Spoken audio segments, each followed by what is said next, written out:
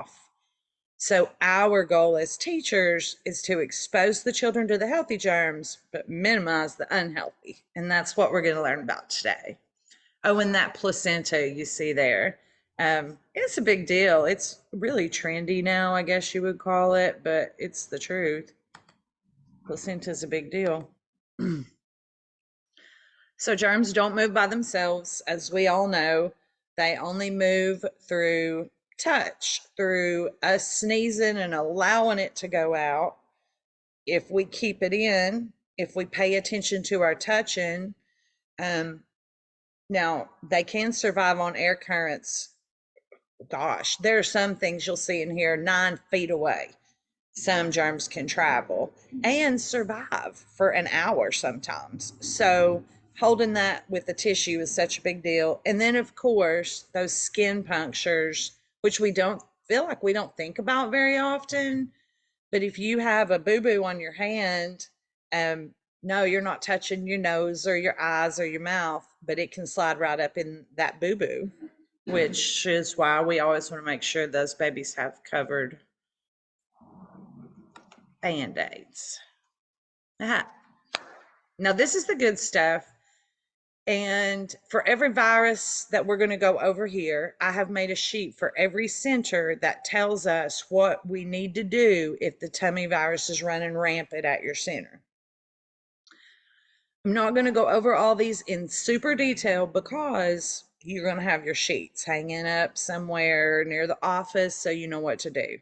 But one thing to know about the tummy virus is that it's going to live in your gut for 2 weeks. Okay, so which means when your tummy virus is completely gone, physically or whatever, you're not puking, you're not diarrhea, you got your energy back, is still in your feces and in your gut. So that's why it spreads so easily. We think that we're safe, and so we don't pay super attention to diaper changes. But that kid who had the virus, a week later, when we're changing his diaper and we get poopy on our hands, that virus is still there. Sadly, it lives on soft and hard surfaces for 2 weeks, which is such a big deal compared to all the other viruses. They go away so fast. In stagnant water for a year or months. Really, we're not going to be dealing with that unless we have a water table, and you're not going to leave a water table unchanged for a year. But I thought that was pretty crazy. Pretty much somebody during that stomach virus season is always going to have virus in their feces. So what you can do is just diaper correctly all the time. And we are going to go over diapering correctly and hand washing correctly, and those things are also on this little packet I'm giving you. I just want to go ahead and say right now, you see down here it says 8% bleach mixture kills it. We use 10. The reason we use 10% is because every virus that we go over is killed at a 1 to 10 ratio. We are always covered with a 1 to 10 ratio of bleach and water. That is going to be 1 part bleach, 9 parts water. All right. So we are going to go over, there's a slide on that, but I do want to say that if you truly use 1 to 10, it will not bleach anything. It will not leave one white mark anywhere. It's when you go up to 2 to 10 or you're mixing your bleach wrong, that's when we're getting bleach spots. If we mix it right, it won't do harm to our materials. And we're going to go over all of that. But if you don't change it every day, it has absolutely no purpose. The Rona, I think we all really know about this, but we have found out through all this research, 5 days, the chances of catching it is really low, which is why we're 5-day quarantine. This is the virus that can live in the air up to 3 hours. So thinking about that, if you've got some hillbilly guy who knows nothing about germs in that grocery store and he's just sneezing everywhere, and you walk down that aisle afterwards and he has Rona, that's why it spreads so easily, because it lives in the air up to 3 hours, which is crazy, right?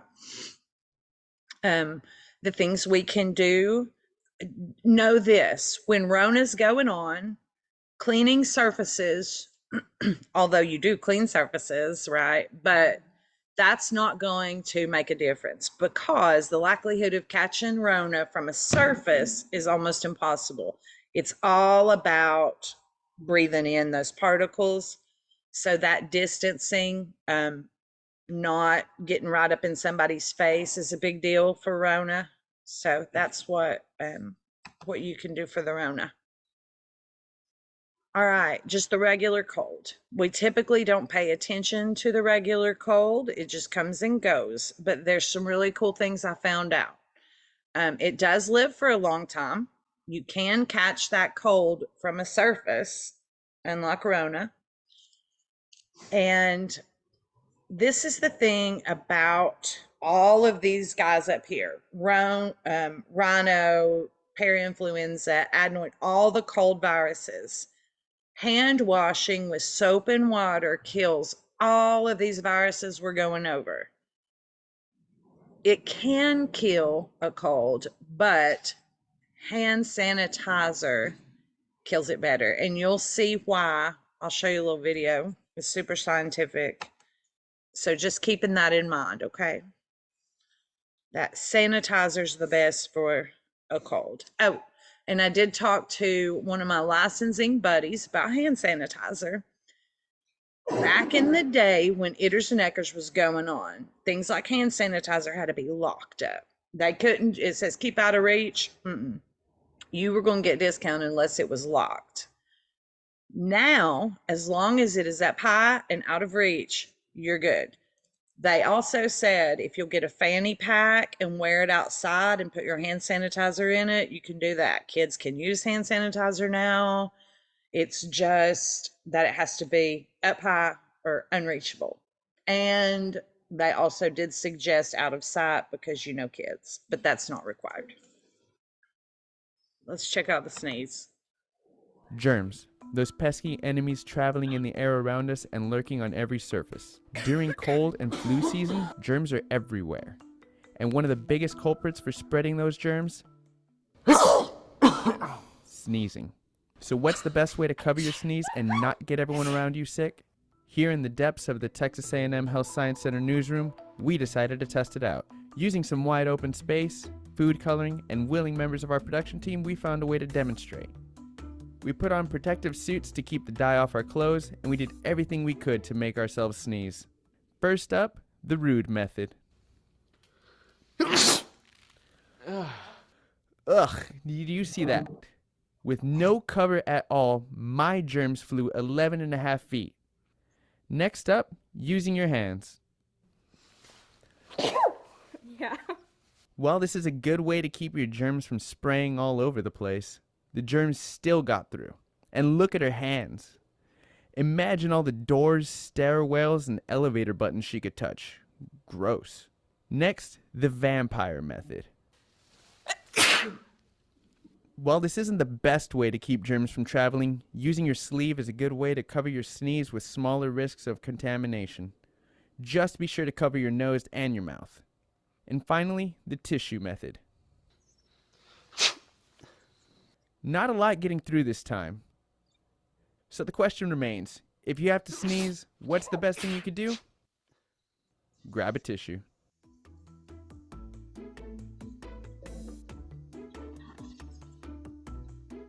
I never gets everybody gets when they came. Yay for y'all for coming. All right, hand, foot, mouth is coming. It's right around the corner. It's the worst virus, in my opinion, ever. The things I did for my kids during that time, I remember Britton, he was on like 11 hours without pee. And they say if your kid's not peeing once every 11 hours, to the hospital. And I found he was so young, man. He was like 13 months old. And I found that he would drink a banana slushie from Waggles. And that's what kept him out of the hospital. It is the worst thing ever. I've seen so many kids hospitalized over this thing.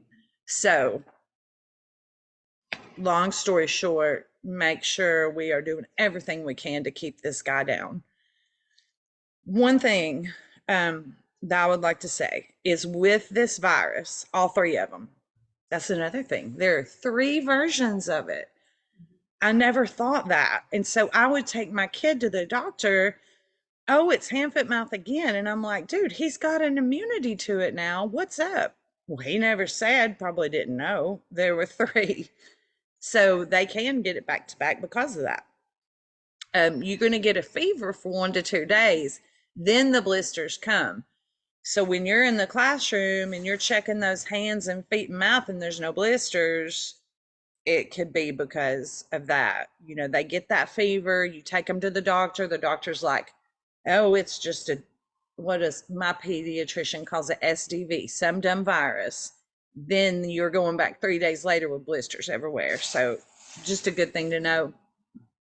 Um, this one spreads like wildfire, as you know. It can live on surfaces up to 2 weeks, which means daily sanitizing of all surfaces. Of course, our 1 to 10 kills it. Changing that bleach water, cleaning your surfaces. It's a big deal to do that every single day if hand, foot, mouth is going around. Um, yeah, OCD surface cleaning, really. And then, you know, when you're in the baby room, if hand, foot, mouth is going on, passies all day. I mean, you know, that's really the only oral fixation that's going to keep all those toys out of their mouth. It's so hard on babies too because they get those blisters and they literally can't suck a bottle. Now, looking at the flu, actually, the flu spreads less than any of these things we're going over. It can stay on hard surfaces for 3 to 4 days. So, yes, if flu is going around, you do want to sanitize everything. However, fabric, 8 to 12 hours. So, when you come back the next day, anything soft that had the flu on it, it's going to be gone by then. And on the human body, like if you do this, that snot with flu is going to live 5 minutes. So, that is so surfaces, that's the biggest deal, really. Teaching a kid how to cough and sneeze correctly, and we'll see soon, a tissue's the best way. This is the second best way. And that correct hand washing, and I talk about it later, but used to with my old job, what my job was is 3 to 4 times a week, I'd be at a new center. And I did that for, gosh, 5 years. So I've seen so many centers and their sanitizing practices. I swear to y'all, there have been centers, not a lot, where these kids come into that classroom. They don't have to be told. They go straight to the sink. They wash their hands, get a paper towel, turn off the faucet. I mean, if you make it a priority, those kids can do it. I promise. I've seen it. Okay, let's see here. Oh, yeah. And also, flu spreads not only from the droplets, but flu gets into your poo too. So, careful diapering. Some things don't get into your poo, but the flu does. The croup, another one of my worst viruses ever. Have y'all had croup kids? It's so painful. It's so bad. But this is another one that catching it from a surface is probably not going to happen.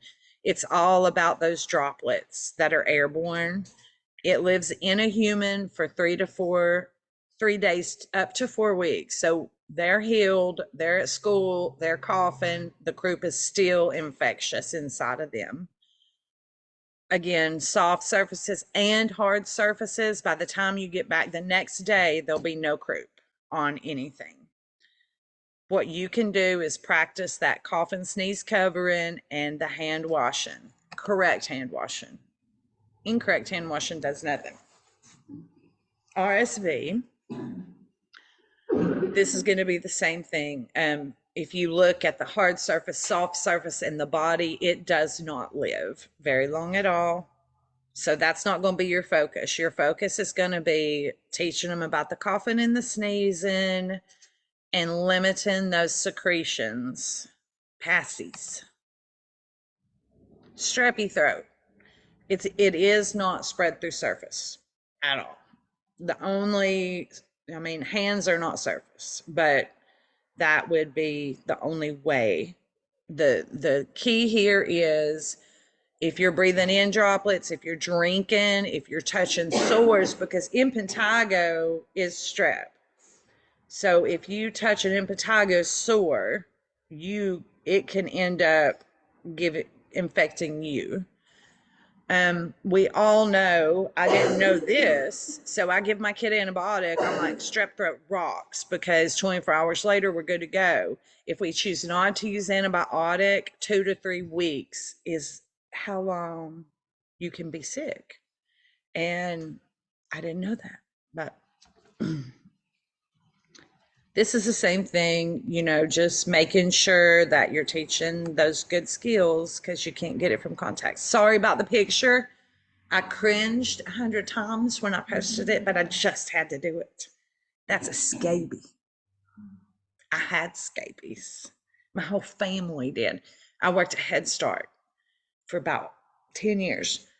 I came home with scabies and I gave it to my whole family, and it was a week of horribleness getting rid of those. Those things were on me and my baby.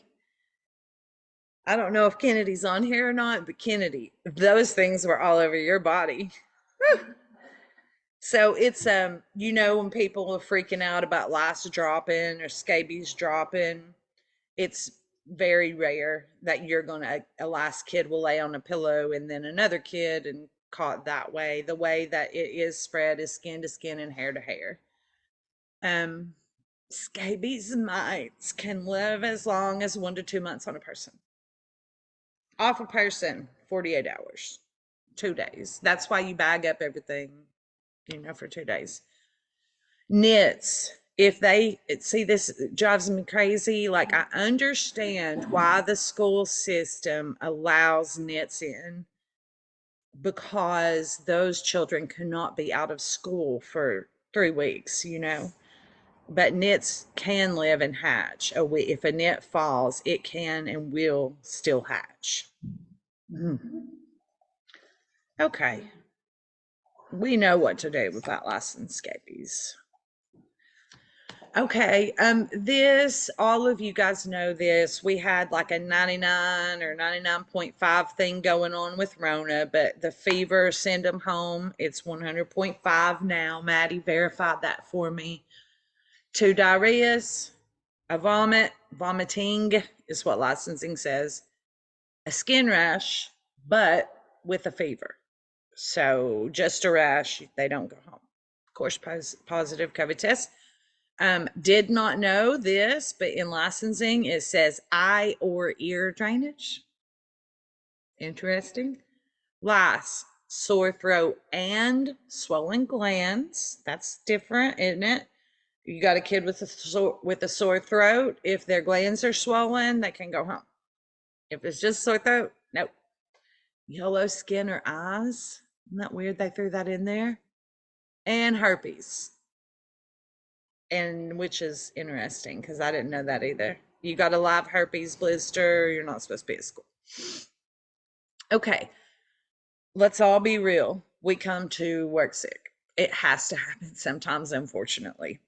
I wish it didn't. I do feel if we could get through like a month of letting sick people really being like, you better not come in with the fever, then the spreading wouldn't go as bad, because it's like a cycle. But it is what it is, and we got to do what we got to do. So if you are here sick, just be super cautious and do the things you're supposed to do, because this is a selfish reason to do it. If you start spreading what you got to other staff, then when you come back or whatever in 3 or 4 days, there's going to be 4 staff members out because you gave them that virus, and now you're struggling because there's nobody to cover anything and you're coming on your day off. But it's a cycle. So If you do have to come in sick, cough in your elbow, well, first use Kleenex, keep them in your pocket, get a fanny pack, limit face to face. Don't be right up on the kids. Make it a conscious effort. If you got to talk to them in the face, look up or down. And that will really help, because it is what it is. I mean, it's hard. Hand washing. Back in the day when Itters and Eckers was going on, if y'all don't know what that is, there's a really strict scale. They came in once a year and they were like, you don't wash your hands after you touch that paint. So now we're being more realistic, and I want us to think about, where are the bad germs, and focus on hand washing them. I'm not telling you not to wash your hands when you come back in from outside. But if you're going to skip a hand washing, skip that one. We always wash after pottying. We always wash after diapering. I know sometimes y'all change your kid's diaper and you're like, oh, that didn't touch anything. And you don't wash. Or you don't have them wash. Or you change all kids' diapers and then wash your hands at the very end. Kitty Corner needs to focus on always washing hands between each child. We have got to cut down on the germs. You guys are expected to wash after every single diaper change. Wash those kids' hands.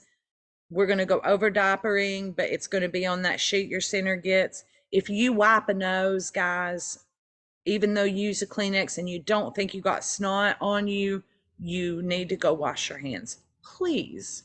Before and after eating. Why? Because everything they've done that day is going in their mouth. And you might think, oh, well, the more kids out, the better, right? Like, get them all sick. But the truth is, is that's going to get you sick. That's going to get more staff sick. And it's just a horrible cycle. Again, train the children to do it. I've seen it. It can be done for 3 to 5-year-olds. Hey, another cool thing, I always, like when I would come and pick Kennedy or Britton up from here, or the child care pre-K program they were at, I always made them wash their hands before they came home. And that helped their health and our health so much, leaving daycare germs at daycare. But you're going to have to train the kids to do it, because you don't have time to do it. You know, like, you don't have time to do that crap. Show the kids this video. This is not for y'all. This is for the kids. How to wash your hands in 6 fun steps. You can Google it, YouTube it. Clean your hands, wash them, dry them. That's the plan. 1. First start with your palms and let's say please. 2. Wash the back of your head, turn your fingers in the branches on trees. 3. Make bird wings, wash between your fingers. 4. Show your wolf claws, clean your nails off. 5. Wash your thumbs and give it a twist. 6. We're almost done. Now wash your wrists, turn your water on, time to link your palms and wash your hands. Doesn't matter where you've gone, even if you're home. Wash your hands. Make the world more cleanly. Protect your friends and family. If you want to stay healthy, wash your hands correctly. It's a super cool, catchy video that the kids will enjoy. So you can screenshot it, write it down, Zoomers. How to wash your hands in 6 fun steps. I think since hand, foot, mouth is coming, I'm sorry to keep harping on it, but it's just so bad. Since hand, foot, mouth is coming, please add hygiene to your lesson plan and show them these videos. So this is a cool one for you guys. The problem with antibacterial soaps. I know we've all heard it. This is straight from the EPA and the FDA. I got both information from both sides. It kills microorganisms that are good. It creates antibiotic resistance. You've heard that we're too clean. This is why. But this is the deal. They have proven over and over again that washing your hands correctly with regular old soap completely kills everything just as much as antibacterial. However, antibacterial is making you sicker. You know, it does kill everything, but it's killing all of this good stuff that we need, the stuff that keeps all these weird things that are going on now with autoimmune and autoinflammatory. You'll see more of that in a minute. So even FDA banned a whole bunch of antibacterial products. You don't see it promoted like it was. I remember a year ago, I wouldn't buy something unless it said antibacterial. And now I will not. Talking about outside germs, guys, art center germs, dog germs, healthy and unhealthy germs. If you're going to skip it, skip the healthy ones. Licensing's new rule in the new book says we wash before and after meals, after diapering, and it does state when hands are visibly soiled, but it's in relation to diapering. It's in that diapering part. So I'm not telling you, don't wash your hands when you come in. I'm just saying that that's the truth. It talks about diapering and eating, and those are the two big old deals. I know we don't wash our hands all the time. We don't have time for it really, but we do have time for diapering and food. Make that commitment. Soap, not antibacterial. This is how it works. Okay, so a soap molecule comes in, all right, and it has one side of it loves water. The other side of it hates water. The water hating part of that soap tries to get away from the water that you're washing your hands in. That's how, if that virus is on your hands, that water hating tail, it's drawn to the fatty layer of the virus and pries it away. So simple, right? But it's so cool. When the soap comes in contact with that virus, with the main part of it, it'll wedge itself in there. And if you get enough of the soap molecules on you, which is why you got to do 20 seconds, because your hands are so intricate. There's all these little places. It actually kills it in like 2 or 3 seconds. But no, I've been working. Mute yourself. I recognize that voice. I've been getting stuff. Where you been? Mute yourself. You're not even listening to the training. You can't hear me. Mute yourself. Mute all. Yes. Okay. Somebody muted and went, oh my gosh, I can't believe I just did that. Okay.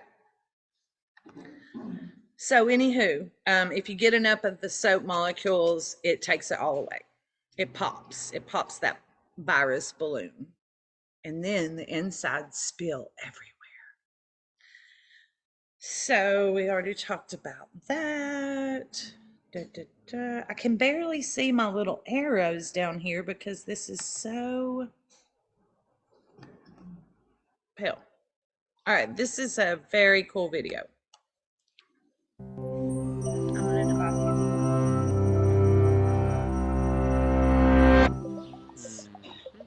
Your hands up close are anything but smooth.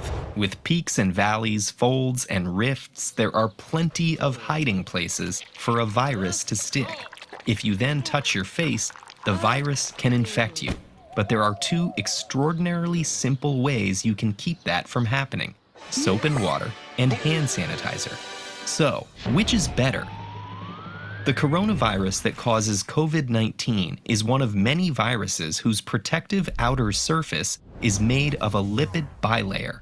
These lipids are pin-shaped molecules whose heads are attracted to water and tails are repulsed by it. So, in water-rich environments, lipids naturally form a shell like this, with the heads outside and the tails inside. Their shared reaction to water makes the lipids stick loosely together. This is called the hydrophobic effect. This outer structure helps the molecular machinery of the virus break through cellular membranes and hijack our cells. But it has thousands upon thousands of weak points where the right molecules could pry it apart. And this is where soap comes in. A single drop of any brand of soap contains quadrillions of molecules called amphiphiles, which resemble biological lipids.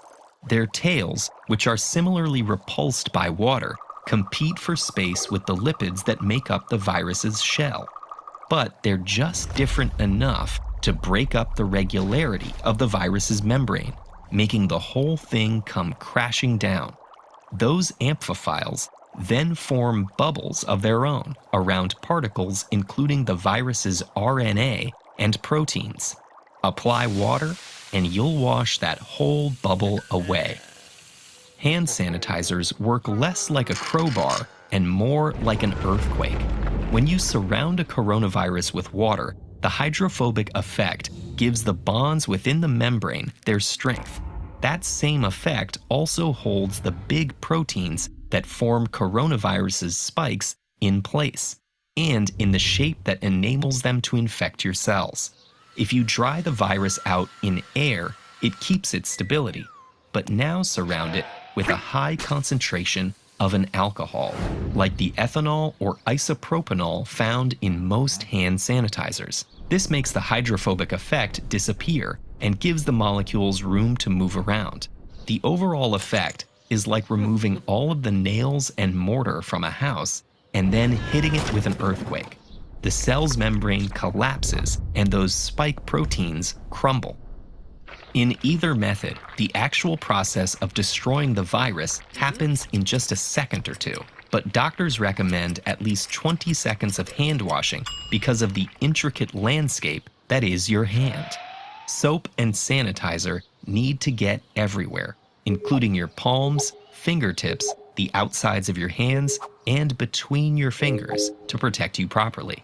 And when it comes to a coronavirus outbreak, doctors recommend washing your hands with soap and water whenever possible. Even though both approaches are similarly effective at killing the virus, soap and water has two benefits. First, it washes away any dirt which could otherwise hide virus particles.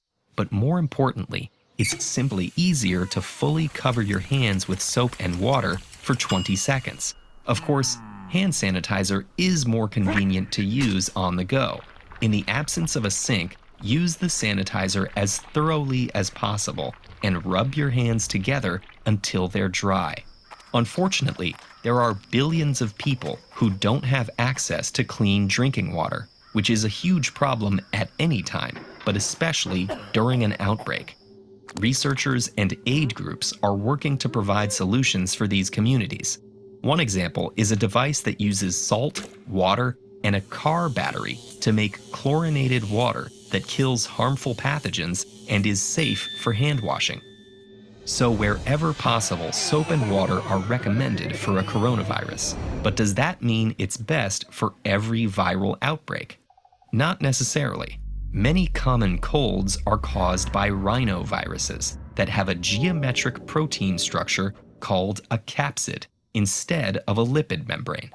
The capsid doesn't have nearly as many weak points where soap amphiphiles can pry it apart, so it takes longer for soap to be effective. However, some of its surface proteins are still vulnerable to the destabilizing effect of hand sanitizer.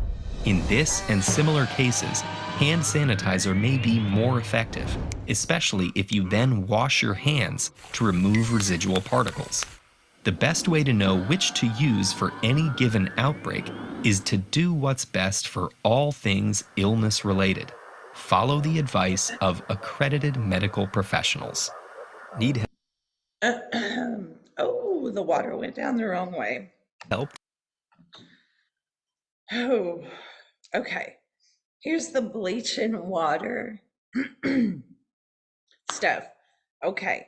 They are effect more. Oh my goodness, guys. It'll get better in just a second. Okay. It's more effective than any other cleaner. If it's not stored correctly, won't be effective. So basically, really hot temperatures or really cold, well, it won't work. It if regular bottle bleach is on the shelf more than a year, it won't be effective. And then it does lose its potency after 24 hours. Did you see my elbow cough, everybody? Okay. So that's why every morning you're doing that. You're changing it out. Okay. Don't be buying this stuff. You know, they make this splash free bleach now. Or anything that's diluted. You got to buy regular old bleach. Okay. I'm not going to go over diapering because it's going to be on the thing that I give you, but these are the steps in licensing, the Tennessee diapering process that we're supposed to follow. You're going to get a copy every center. Where's my little arrow? This is also on it. This is your 2-step. Most of you guys know this, but some don't. The thing that I see mostly that people don't understand is that you got to spray that bleach, and the best way to do it is let it air dry. But a lot of times you can't do that, so it has to set for 10 seconds or it won't work. It used to be 20 seconds, but they lowered it to 10. The same sink, it's going to be on there too. The same sink, a lot of people think it's part of an old assessment system, but it's actually part of the Tennessee diapering process. That's where you are disinfecting the poopy germs, basically. So after a child goes diapering and washes their hands, there's going to be poop in that bowl, or you wash your hands. You would be wanting to spray that with bleach and let it set for 10 seconds, well, your bleach mixture, before you wash hands for lunch, because then every kid could get poopy on their hands before they eat. So it'll be on your little thingies that are coming to the centers. We force hand washing. Why? Because it's health and safety. Activities, that's not health and safety. If a child is hitting someone, we make them stop because that's a safety problem. Always remember that, health and safety. Be certain that you're checking the bathrooms for poop toilet paper if you're in a preschool classroom. Stand-up diapering is just minimize germs. That's what